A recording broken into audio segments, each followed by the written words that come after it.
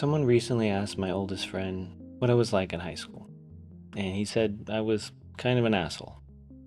And I laughed, and then I didn't.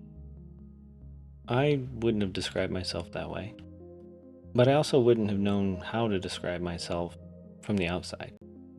But I did have this opinion I lived by that if I made a joke and somebody got offended, that was their problem. I genuinely believed that intention was the whole equation. And if I offended someone, I just figured that was miscommunication and shrug it off. After that comment, I started replaying old memories differently. Conversations that I remembered as being light started to look like a little sharper. Moments I thought were playful felt now one sided. We get to experience our intentions, but other people experience our impact. You can feel funny and kind or engaged, but some traits don't exist privately, they only exist in interaction. It's the gap between how we attempt to come across and how we actually do come across. I used to have this issue with constantly cutting people off mid sentence.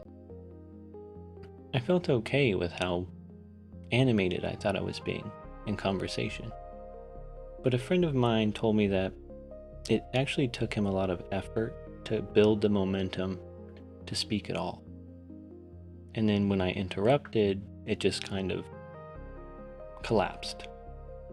He couldn't easily get back the courage that it took him to speak in the first place, and my face just went hot. I thought I was adding energy, but I didn't realize that I might have just been removing oxygen. It was partly a personality mismatch, but it was also a blind spot. And as embarrassing as it was, I was actually grateful to learn something that I wouldn't have been able to discover on my own. I used to think it was strange that all the assholes of the world just seemed completely oblivious to how they were coming across. So it was humbling to realize that I might have been one of them. You don't need everyone's opinion on who you are, but you probably do need a few people in your life who understand what it is you're trying to become and are willing to let you know if you're missing it. Because if no one tells you, you'll just keep refining a version that only you can see.